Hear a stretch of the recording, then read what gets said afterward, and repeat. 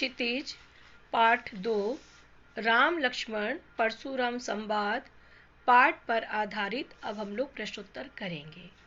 पहला प्रश्न है, परशुराम के क्रोध करने पर लक्ष्मण ने धनुष के टूट जाने के लिए कौन कौन से तर्क दिए।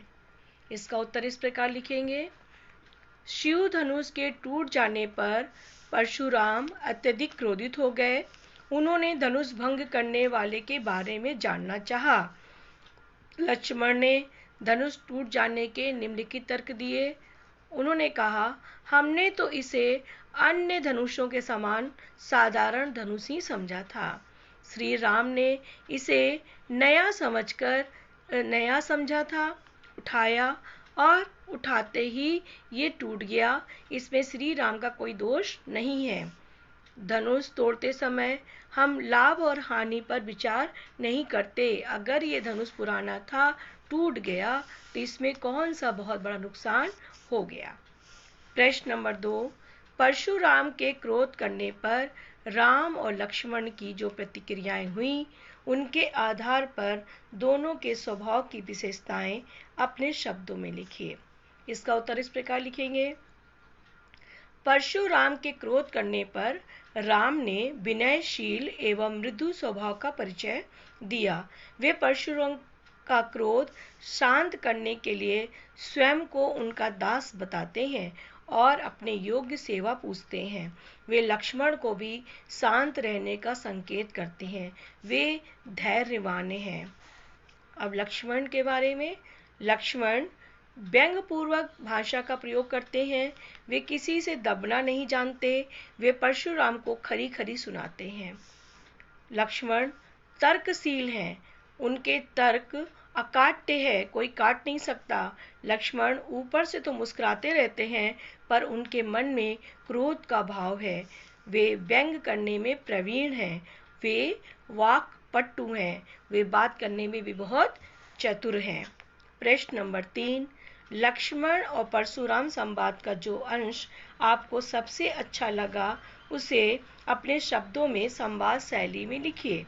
तो ये आपको जो भी अंश अच्छा लगा पूरे पाठ को पढ़ने के दौरान, तब आप उस अंश को अपने शब्दों में आप लिख सकते हैं। जरूरी नहीं कि जो हम बताएं आप उसी अंश को लिखें। आपको जो भी अच्छा लगे आप उसको लिख लीजिए। यहाँ पर जो मैं आपको बता रही हूँ उसमें लक्ष्मण परशुराम से कह रहे हैं कि हमने बचपन में बहुत सारी ऐसी धनुषों को तोड़ा, परंतु आपने इतना क्रोध नहीं किया। तो परशुराम कहते हैं, मूर्ख बालक, लगता है मौत तेरी आ गई है। तू संभल कर नहीं बोल पा रहा है। शिव जी के धनुष की तुलना तुम अन्य धनुष से कर रहा है। तो ये इस तरीके का प्रसंग उनको समझ में आया।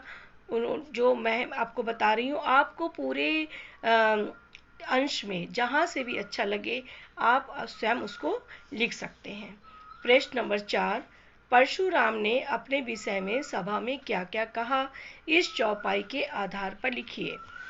चौपाई है, बाल ब्रह्मचारी अति कोही, विश्व विदित क्षत्रिय कुलद्रोही, भुजबल भूमि भूप बिनु कीन्ही, विपुल बाल बार मही देवन दीनी, सहस बाहु भुज छेद नियारा, परसु बिलो की मही कुमारा, मातु पितई जनि सोच बस, करसी महिष किशोर, गर्भन के अभ्रक दलन, परशु मोर अति घोर।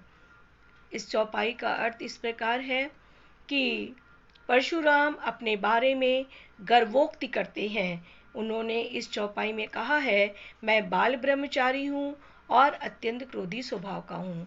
मैं क्षत्रिय कुल का द्रोही हूँ, ये संसार जानता है। मैंने अपनी भुजाओं के बल पर इस पृथ्वी को राजा विहीन करके ब्राह्मणों को दान दे दिया था। उन्होंने कहा, मेरे फरसे ने सहस्त्र बाहु का वध किया था। मेरा फरसा इतना क्रूर है कि वह गर्भस्थ शिशु को तक का वो वध कर डालता है। प्रश्न नंबर 5, लक्ष्मण ने वीर योद्धा की क्या क्या विशेषताएं बताई। लक्ष्मण ने वीर योद्धा की विशेषताएं बताई। वीर योद्धा युद्ध भूमि में करनी करके दिखाते हैं। वे अपनी वीरता पूर्ण कार्यों में से अपना परिचय नहीं कराते कि उन्होंने ये कार्य किया है। युद्ध करके वे अपने वीरता पूर्ण कार्यों का परिचय देते हैं। वीर योद्धा अपने मुंह से अपने गुणों का बखान नहीं करते। वीर योद्धा धैर्यवान एवं क्षोभ रहित होते हैं। वीर योद्धा कभी अपशब्द नहीं बोलते। लक्ष्मण ने वीर योद्धा की ये विशेषताएं बताई। प्रश्न नंबर 6, साहस और शक्ति के साथ विनम्रता हो तो बेहतर है, इस कथन पर अपने विचार लिखिए। इसका उत्तर इस प्रकार लिखेंगे, साहस और शक्ति अच्छे गुण हैं, इनके साथ विनम्रता भी हो तो बहुत बेहतर होता है। प्रायः व्यक्ति साहस और शक्ति के प्रभाव में आकर विनम्रता भूल बैठता है, ये उचित नहीं है। विनम्रता एक प्रकार का नैतिक अंकुश है जो शक्ति को नियंत्रित रखता है, अन्यथा साहस और शक्ति का दुरुपयोग होने लगता है। वैसे साहस, शक्ति और विनम्रता तीनों वांछनीय गुण हैं। इसके मेल से सुखद स्थिति उत्पन्न होती है। प्रश्न नंबर 7, भाव स्पष्ट करें। पहला वाला दोहा है, बियसि लखनऊ बोले मृदुबानी, अहो मुनीषु महाभट्ट मानी, पुनि पुनि मोहि दिखाओ कुठारू, चहत उड़ावन फेफू की पहारू। इसका भाव संदर्भ इस प्रकार है, परशुराम जब अपने बल पराक्रम के बारे में गर्वोक्ति करते नहीं थकते, तब लक्ष्मण उन पर व्यंग के लहजे में कहते हैं, हे मुनि, आप स्वयं को बहुत बड़ा योद्धा मानने का भ्रम पाले हुए हैं। आप तो बार बार मुझे अपना फरसा दिखाकर डराने का प्रयास करते हैं।